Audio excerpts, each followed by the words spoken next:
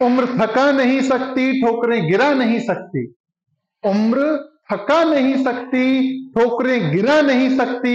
गर हौसला है जीतने का तो परिस्थिति भी आपको हरा नहीं सकती। तो नमस्कार साथियों, मैं पीके गुप्ता आप सभी का अपने यूट्यूब चैनल पर दोस्तों स्वागत करता हूं। तो दोस्तों हमने सीरीज चलाई हुई है हरियाणा पुलिस एसएससी और DSSB के प्रीवियस ईयर्स में मैथ के जो सम्स आए हैं दोस्तों, तो वो सम्स में लेकर आपके लिए आता हूं दोस्तों। तो आज टेस्ट सेकंड है, 15 क्वेश्चन का टेस्ट 1 में करा चुका हूं। आज हम अगले 15 क्वेश्चंस के बारे में डिस्कस करने वाले हैं दोस्तों। तो अगर आप इनमें से किसी भी एग्जाम की, इवन इनके अलावा किसी भी एग्जाम की आप तैयारी कर रहे हैं दोस्तों, तो हमारी वीडियो आपके लिए बहुत ही हेल्पफुल होने वाली है। तो चलिए दोस्तों शुरू करते हैं जी। पहला सम यहां पर है, दो अभाज्य संख्याएं हैं। अभाज्य संख्याएं दोस्तों कौन सी होती है? Prime numbers. कोई दो अभाज्य संख्याएं हैं, एक है x एक है y, पूछा जा रहा है उनका HCF क्या होगा। दोस्तों अभाज्य यानी कि प्राइम नंबर्स कौन सी होती है? प्राइम नंबर्स वो होती हैं जो किसी से भी डिवाइड ना हो। तो दोस्तों ध्यान रखना, वो केवल किससे डिवाइड होती है प्राइम नंबर्स? ओनली या तो खुद से डिवाइड होती है या एक से डिवाइड होती है। तो अभाज्य संख्याओं का HCF दोस्तों हमेशा क्या होगा? एक होगा। जी हाँ दोस्तों, एक होगा। अगले क्वेश्चन की तरफ चलते हैं। क्वेश्चन नंबर 2, 16,000 रुपए की राशि है कोई 2 वर्ष के लिए दी जाती है। उनके चक्रवृद्धि ब्याज और साधारण ब्याज का जो अंतर है दोस्तों कितना है? 160 रुपए। यानी 16,000 रुपए एक इंसान को तो दे दिए दोस्तों सिंपल इंटरेस्ट पर, और वही 16,000 रुपए एक इंसान को दे दिए कंपाउंड इंटरेस्ट पर। तो ब्याज ज्यादा कहां बनेगा दोस्तों? ब्याज ज्यादा बनेगा कंपाउंड इंटरेस्ट पर। तो ब्याज तो हमें नहीं दिया, हमें दिया है इन दोनों का डिफरेंस, अंतर दिया है दोस्तों 160 रुपए। साधारण ब्याज और चक्रवृद्धि ब्याज दोनों का डिफरेंस 160 है। तो हमें ब्याज की क्या मालूम करनी है दोस्तों? दर मालूम करनी है। तो दोस्तों एक फॉर्मूला है, क्या है वो फॉर्मूला समझना, कि मूलधन अगर 2 वर्ष का SI एंड CI का अंतर दिया हो, तो दोस्तों क्या है फॉर्मूला समझिएगा। मैंने एक बात यहां लिखी है कि अगर ये चीजें हमको दी हुई हैं तो एक फॉर्मूला क्या होता है जो हमें काफी हेल्प करता है। वो फॉर्मूला होता है दोस्तों मूलधन बराबर अंतर गुना के 100 बटे में R²। तो दोस्तों इस फॉर्मूले में हम चीजों को डालेंगे। मूलधन कितना है? 16,000 रुपए बराबर अंतर कितना है? 160 गुना के 100 बटे में R²। दोस्तों क्रॉस मल्टीप्लाई से क्या होगा? ये R² इधर चला जाएगा, 16,000 इधर चला जाएगा। तो मैं इधर लिख रहा हूं दोस्तों R² बराबर क्या होगा? 160 गुना के 100 बटे में 16,000। दोस्तों ऊपर की लाइन तो एज इट इज मैंने लिख दी है, ये लिखी हुई। ये 16,000 नीचे पहुंच गया, 2 जीरो से 2 जीरो कट गए, 160 से 160 कट गया। R² की वैल्यू दोस्तों कितनी बची? 100। तो R की वैल्यू कहीं ना कहीं कितनी आएगी दोस्तों? 10 आएगी। तो हमारे इस क्वेश्चन का आंसर क्या होगा? 10%। कई बार दोस्तों दर दे देता है, हमसे डिफरेंस पूछ लेता है, कभी डिफरेंस भी देगा, दर भी देगा, मूलधन पूछ लेता है। तो तमाम बातें इसी से निकल सकती है। लेकिन कंडीशन क्या है दोस्तों कि ईयर कितने होने चाहिए? 2 साल। ये ट्रिक हेल्प करती है केवल 2 साल के लिए। अगला सवाल क्या है देखते हैं दोस्तों। नेक्स्ट क्वेश्चन, कर एक आदमी एक बाइक को एक निश्चित मूल्य पर बेचता है और 45% का दोस्तों लाभ कमाता है। कितने में खरीदी नहीं पता, कितने में बेची नहीं पता, बस ये मालूम है कि उसे 45% का लाभ हुआ। दोस्तों मान के चलते हैं कि CP है 100 रुपए, तो सेलिंग प्राइस दोस्तों कितना है? 145।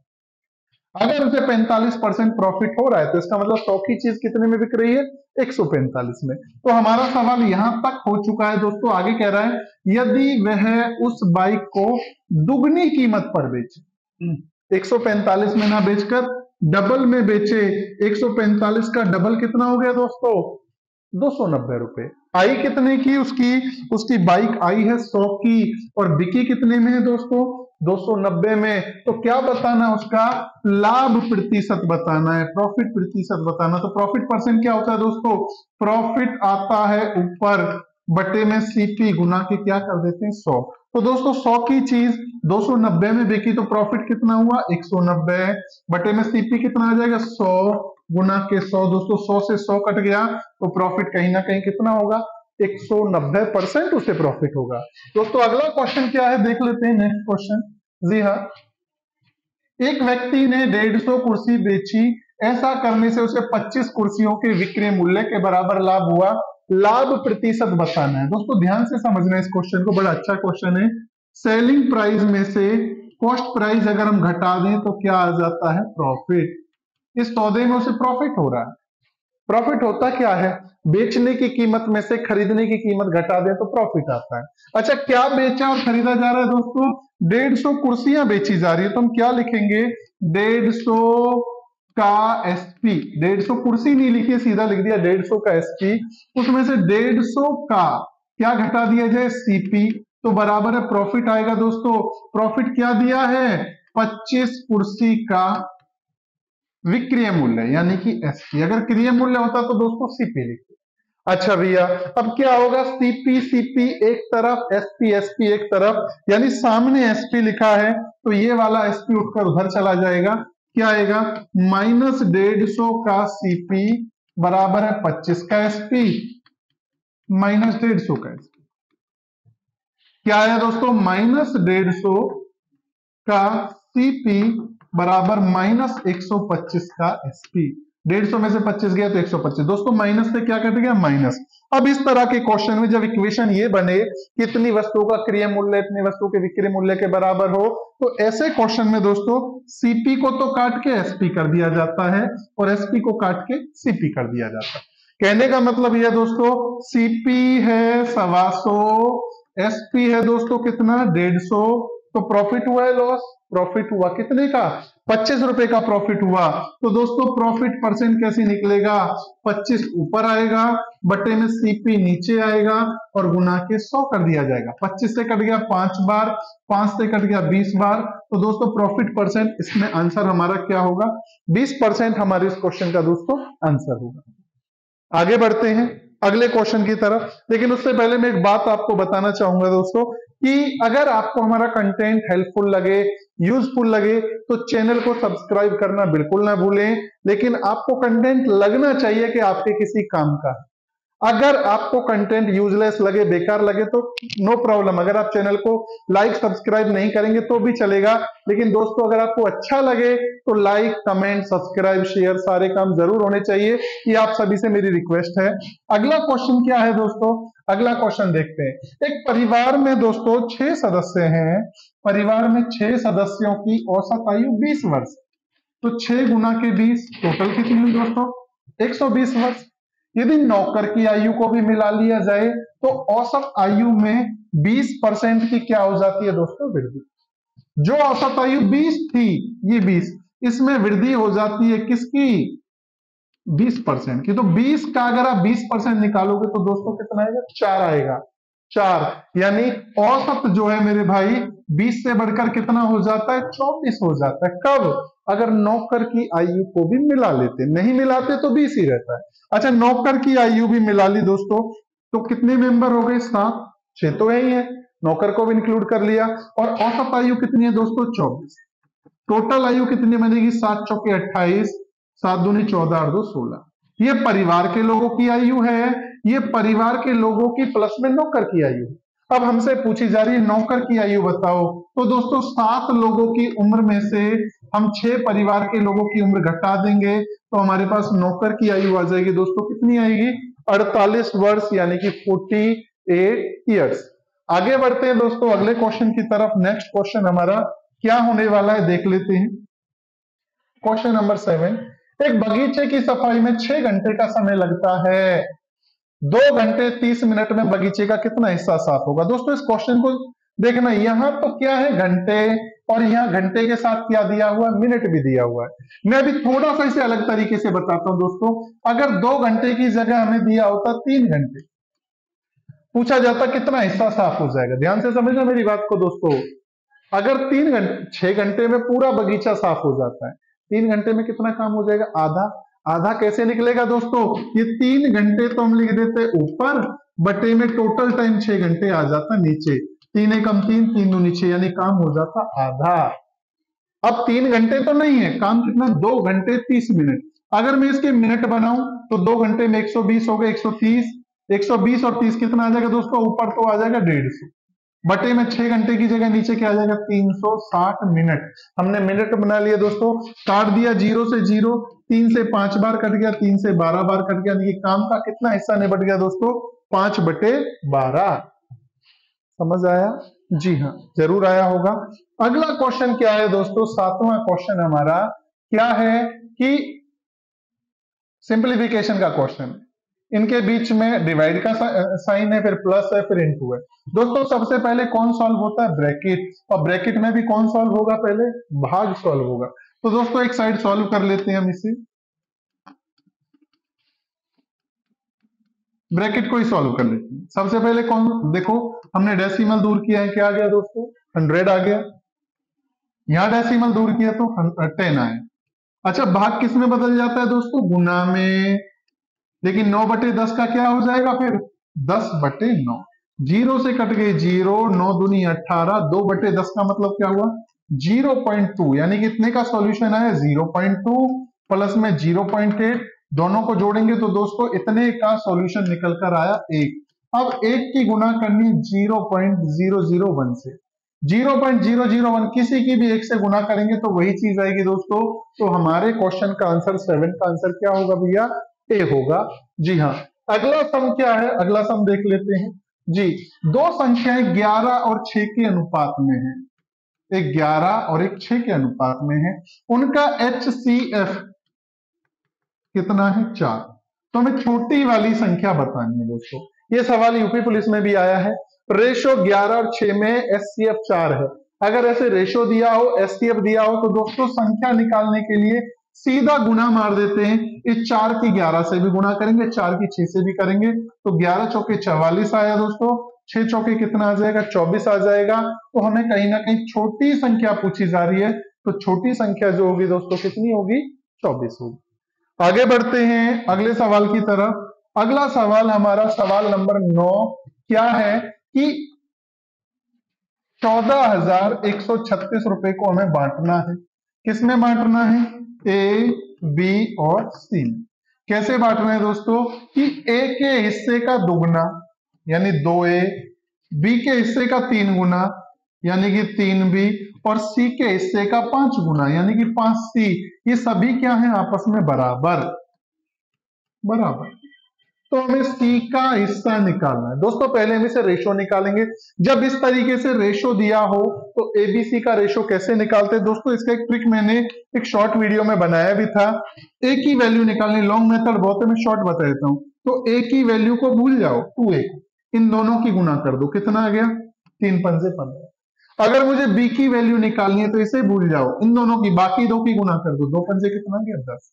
मुझे सी की वैल्यू निकालनी है तो इस 5 को भूल जाओ, किसकी गुना कर दो, 3 की और 2 की, कितना गया, 6। एबीसी का रेशो है दोस्तों 15, 10, 6। हमें किसकी वैल्यू निकालनी है, सी की। तो रेशो में क्या लगाएंगे दोस्तों, एक्स, 15 और 10 25 और 6 31, एक्स बराबर क्या रख देंगे, 14,136। दोस्तों एक्स की वैल्यू निकालेंगे, 14,136 को 31 से क्या कर देंगे, डिवाइड। जो भी वैल्यू आएगी उसकी दोस्तों क्या कर देंगे, 6 से गुना कर देंगे, आंसर आ जाएगा। ट्राई करके देखना कि इनमें से कौन सा आंसर आपका बनता है। आगे बढ़ते हैं दोस्तों अगले क्वेश्चन की तरफ। अगला क्वेश्चन, एक तार एक वर्ग के रूप में मोड़ा जाता है। ध्यान से समझना दोस्तों, कोई तार है, ये रहा कोई तार, सीधा तार है, इसे किस में मोड़ा गया दोस्तों, वर्गाकार रूप में मोड़ा गया। इसे मोड़कर क्या बना दिया, कोई वर्ग बना दिया गया जी, ये वर्ग बन गया इस तार को मोड़ने से। अब कह रहे हैं कि अगर इसे मोड़कर क्या बनाया जाए दोस्तों, अगर इसे मोड़कर एक सर्कल बनाया जाए, सर्कल बनाया जाए, तो सवाल है सर्कल का क्षेत्रफल क्या होगा। हमें सर्कल का क्षेत्रफल निकालना। तो दोस्तों ध्यान से समझना, ये तार है, ये तार है। पहले तो इसे ऐसे फोल्ड कर दिया गया, फिर वापस स्ट्रेट करके फिर इसे ऐसे फोल्ड कर दिया गया। यानी जिस तार से ये स्क्वायर बना है उसी तार से क्या बना है भैया, सर्कल बना है। तो ध्यान रखना, ये तार की लंबाई है, यहां से अगर तार शुरू हुआ तो यहां खत्म, ऐसे ही ये भी तार की लंबाई यहां से शुरू तो यहां खत्म। तो कहने का मतलब ये जब एक ही तार से स्क्वायर भी बन रहा है, उसी तार से सर्कल बन रहा है, तो दोनों का जो परिधि और परिमाप है क्या होगा, बराबर होगा। यानी हम ऐसे लिख सकते हैं दोस्तों कि वृत्त की परिधि बराबर होगा किसके, वर्ग का परिमाप, इन दोनों के क्या होगा, बराबर। अच्छा भैया ध्यान से समझना, हमें दिया क्या है, हमें दिया है इन्होंने वर्ग का क्षेत्रफल, क्षेत्रफल दिया है वर्ग का, कितना, 5929। वर्ग का क्षेत्रफल क्या होता है दोस्तों, ए स्क्वायर, बराबर हमने लिखा 5929। तो ए की वैल्यू कैसे निकालेंगे, 5929 का रूट निकालेंगे दोस्तों 77 आ जाएगा, याद है मुझे इसलिए बता रहा हूं। ये आ गया भुजा, यानी ये भी 77, ये भी 77, ये भी 77 और ये भी 77। वर्ग का परिमाप क्या होगा दोस्तों, 4a, यानी कि 4 गुना 77। ये आ गया वर्ग का परिमाप 4 गुना 77। तो वृत्त की परिधि क्या होती है दोस्तों, 2 पाई r। तो r निकालेंगे, कैसे निकलेगा, 4 गुना 77 गुना में 2 इधर गया तो 1/2 हो गया, 22/7 इधर गया तो दोस्तों 7/22 हो गया।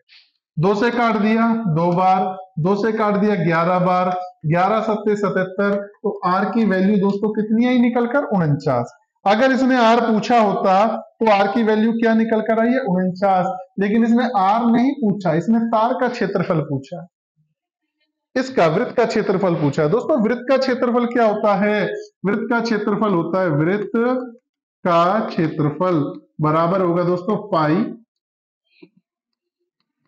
आर स्क्वायर, 22/7 गुना 49 गुना 49, 7 से कट गया दोस्तों 7 बार, इस 22 की 7 की और 49 की गुना कर देंगे दोस्तों, हमारा आंसर आ जाएगा जो भी आएगा। जहां तक मुझे लग रहा है ये आंसर आएगा, क्योंकि मैंने यूनिट प्लेस की गुना किया, 2 7 14, 4 आ गया, 4 में 36, यानी मेरे आंसर के लास्ट में 6 आना चाहिए।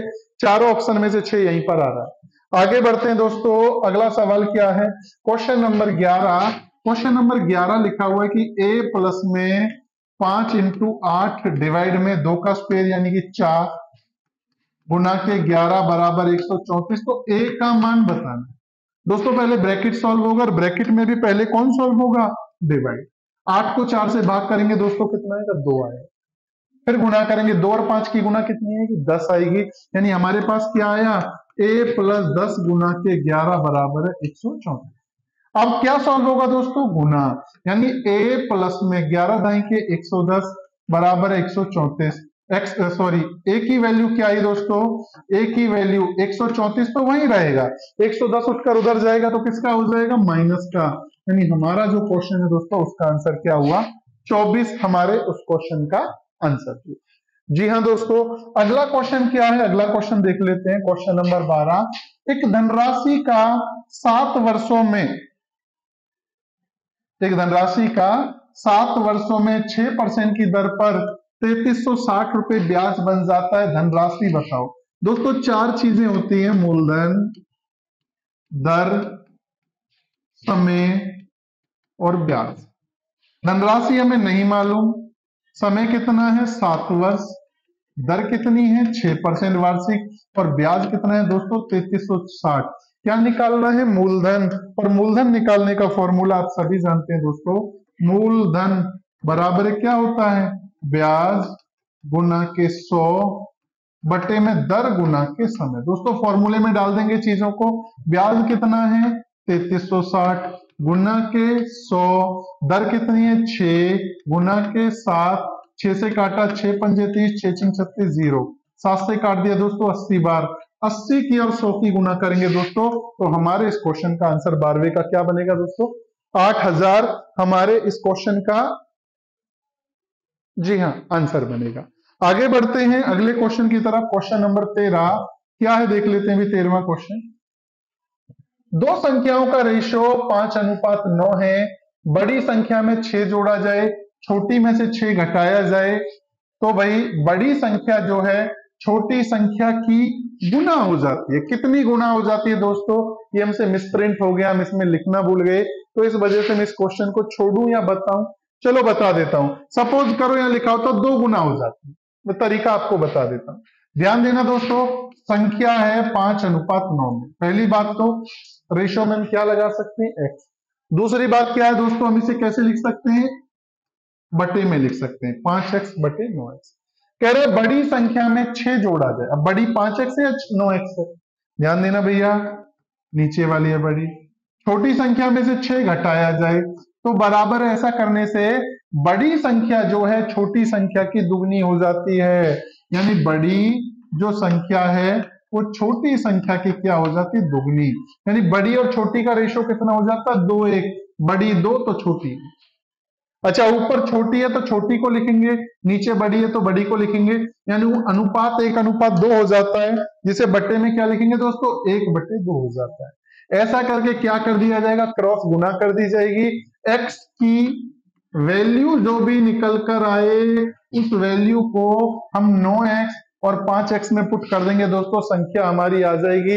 अब आंसर मैच होगा नहीं होगा, क्योंकि 2 गुना मैंने अपनी तरफ से लिख दिया, मुझे नहीं पता सवाल में क्या था, 2 गुना था, 3 गुना था, 4 गुना था, मिसप्रिंट हो गया दोस्तों। आगे बढ़ते हैं, लेकिन मैंने आपको तरीका जरूर बता दिया इसे करने का। क्वेश्चन नंबर 14 क्या है दोस्तों? 14 देख लेते हैं। अंकित मूल्य क्रय मूल्य से 10% अधिक है। अंकित मूल्य का मतलब क्या होता है? एमआरपी। कोई दुकानदार है, कोई भी सामान खरीद कर लाता है, 10% रेट बढ़ाकर लिख देता है। फिर कस्टमर को अट्रैक्ट करने के लिए 10% का बट्टा दिया। बट्टे का मतलब होता है डिस्काउंट यानी छूट, लाभ या हानि परसेंट बताना। दोस्तों अगर मान लो सामान आया 100 का, 10% कीमत बढ़ाकर लिखता है, क्या लिख देंगे? 110/100। फिर 10% का डिस्काउंट देता है तो क्या लिख देंगे दोस्तों? 90/100। सॉल्व कर देंगे, 100 से कट गया 100, 2 जीरो से 2 जीरो, 11 निन्यानवे क्या आ गया? 99। सॉल्व करेंगे दोस्तों, अगर सॉल्व करने पर यहां जो वैल्यू है 100 से क्या आ जाए ऊपर तो क्या हुआ है? लाभ। अगर 100 से आ जाए नीचे तो क्या हुई है? हानि। 100 से कितना कम है? ये 1 कम है, तो दोस्तों इस सौदे में उसे क्या हुआ है? 1% लॉस हुआ है। 1% लॉस हुआ है। आज का आखिरी सवाल दोस्तों आपकी स्क्रीन पर है दोस्तों, तो इसे सॉल्व कीजिए, इसका जवाब कमेंट बॉक्स में दीजिए।